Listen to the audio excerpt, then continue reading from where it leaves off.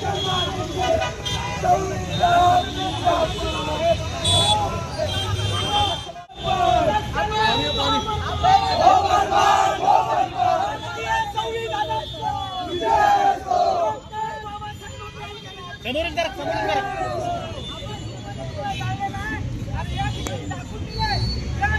सरक नाही सरक जरा माग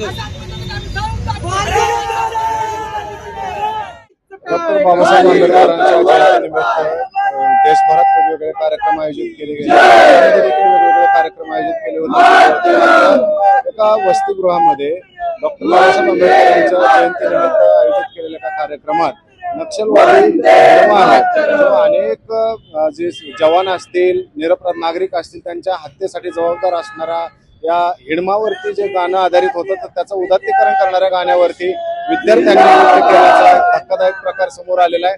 आज त्या विद्यार्थ्यांना गुन्हा देखील झालेला आहे। अखिल भारतीय विद्यार्थी परिषदेच्या वतीनं आज स्वारगेट येथे जोरदार आंदोलन करण्यात आलेलं आहे आणि हा जो पुतळा जो अखिल भारतीय विद्यार्थी परिषदेच्या वतीनं हिडमाचा पुतळा जाळण्यात आलेला आहे, काय भूमिका अखिल भारतीय विद्यार्थी परिषदेची, काय नेमकी भूमिका? या 11 एप्रिल रोजी भारतरत्न डॉक्टर बाबासाहेब आंबेडकर समाज कल्याण वसतिगृहामध्ये विश्रांतवाडी इथे जो प्रकार घडला तो अतिशय निंदनीय आहे, निषेधार्ह आहे। याच्या निषेधार्थ आम्ही आज या ठिकाणी स्वारगेट चौकामध्ये हिडिमा या दुष्ट प्रवृत्तीचा, या नक्षलवादी कमांडरचा पुतळ्याचं दहन केलेलं आहे। या माध्यमातून आम्हाला एवढंच सांगायचंय, ज्यावेळी हिडिमाच्या प्रवृत्तीच्या, हिडिमाच्या मानसिकतेचे लोक यावेळी वर येऊन देशविघातक कृत्य करण्यासाठी, देशविघातक कार्य करण्यासाठी विद्यार्थ्यांना समर्थन करतात, त्यावेळी आम्ही विद्यार्थी परिषदेच्या वतीनं अशा पद्धतीने त्यांच्या नांगी ठेचण्याचं काम या ठिकाणी करतोय। या घटनेमध्ये संपूर्ण चौकशी करण्यात यावी।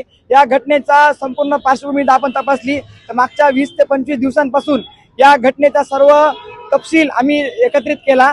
त्यामध्ये विद्यार्थ्यांनी याच्यामध्ये डान्स करण्यासाठी प्रॅक्टिस करण्यात आली, याच्यामध्ये चौकशी समिती नेमली होती, या सगळ्या गोष्टी आहेत। परंतु हिडिमाचं समर्थन का असा ज्यावेळेस प्रश्न उभा केला जातो त्यावेळेस कुठलाही अधिकारी असेल, कुठलाही विद्यार्थी असेल हा बोलायला तयार होत नाही।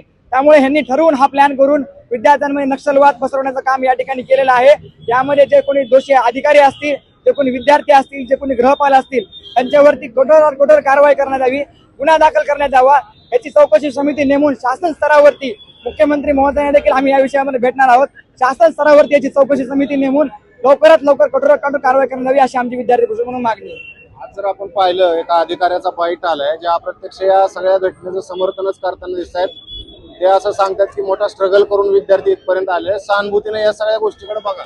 आपण जर एक बघितलं तर या देशात जे सरकार आहे ते नक्षलवाद संपवण्यात यशस्वी झालेलं आहे या देशातून। आणि जर पुण्यासारख्या ठिकाणी एवढ्या, ज्याला आपण शैक्षणिक राजधानी म्हणतो, त्या ठिकाणी जर अशा नक्षलवादाची समर्थन होतं ती खूप लाजिरवाणी गोष्ट आहे। याचं चिंतन आपण नक्कीच केलं पाहिजे। तुम्ही एकंदरीत सगळं काय तुमची भूमिका आहे? या सगळ्यावरती आमचं एवढंच म्हणणं आहे की ह्याच्यावर कठोर कारवाई करण्यात यावी आणि 2 जणांना जसं FIR केलेलं आहे तसं बाकीचे उरलेले आहेत त्यांना सुद्धा लवकरात लवकर त्यांच्यावरती केस फाईल करावी। कारण का पुण्यासारख्या ठिकाणी हे घडणं अजिबात अपेक्षित नाहीये आणि भाविप इथे सक्त आणि सक्त इथे निषेध करत आहे या विषयाचा। खरं तर आपण बघितलं तर देशाचे गृहमंत्री असतील अमित शहा नक्षलवाद संपवण्याविषयी अतिशय आक्रमकपणे भूमिका मांडतायत, मात्र एका बाजूला विद्यार्थ्यांमध्ये सुद्धा नक्षलवादाचे विचार पेरण्याचं काम अप्रत्यक्ष सुरू आहे, असं तुम्हाला वाटतंय? अभी 31 मार्च को ही बोला गया था कि भारत में से पूरे तरीके से नक्सलवाद खत्म हो चुका है और उसके जहाँ जहाँ छत्तीसगढ़ में या और भी जगहों पर जहाँ ऐसे कभी भी लग रहा है उसे भी पूरे तरीके से खत्म करने का प्रक्रिया चल रही है। तो हम देखते हैं जो स्टूडेंट्स वहाँ पर जिन्होंने नृत्य साझर किया वो सुशिक्षित थे, उनकी पढ़ाई हो चुकी है। तो हमें इस पर भी क्वेश्चन आता है अभी कि उन्हें क्या पढ़ाया गया है, क्या उन्हें नक्सलवाद के बारे में सिखाया गया है, क्या उन्हें देश विरोधी बनाया गया है, उन्हें राष्ट्रवाद के बारे में सिखाया जाना चाहिए या प्रांतवाद से उन्हें तोड़कर, जातिवाद से तोड़कर उन्हें ये सारी चीजें सिखाई जा रही है। आज हम ये सबसे बड़ा क्वेश्चन आ चुका है हमारे ऊपर। विद्यार्थ्यांवर गुन्हा दाखल झालाय, मात्र अधिकारी त्यांना वाचवण्याचा प्रयत्न करतात। भारत देशामध्ये भारतीय जवानांना मारणाऱ्या हिडिमाचं उदात्तीकरण जर करताय तुम्ही आणि त्या ठिकाणी जर एखाद्या विद्यार्थ्यांना तुम्ही म्हणताय भोळ्या बाबड्या विद्यार्थ्यांना काही कळालंच नाही, समाज कल्याण वसतिगृहामध्ये कमीत कमी पदवीला शिकायला येणारा विद्यार्थी असतो, पदवीच्या विद्यार्थ्यांना बेसिक विचारधारा तरी कळतात की नक्षलवाद काय, राष्ट्रवाद काय, तर अशा विद्यार्थ्यांना जर आपल्या भारत मातेची सेवा करणाऱ्या जवानांना मारणाऱ्या हिडमांचं जर समर्थन करायला तुम्ही लावत असाल कुठेतरी छुपी एक वैचारिक पाठबळ त्या विद्यार्थ्यांना आहे. आता हेच विद्यार्थी पुढे जाऊन गडचिरोली अशा भागामध्ये नक्षलवादी मुवमेंटमध्ये सहभागी घेतात. अशा विद्यार्थ्यांना भूल लावून तिथं नेल्या जाते. आमच्या वसुंधरेला वाचवा अशा काही प्रकारचे त्यांना भूलतापा घालून त्यांना तिथं त्या मुवमेंटमध्ये सहभागी करून घेतलं जाते. आणि या विद्यार्थ्यांच्या आयुष्याचं वाटोळ या अशा अधिकाऱ्यांमुळे होतं, मला असं म्हणायचं या ठिकाणी.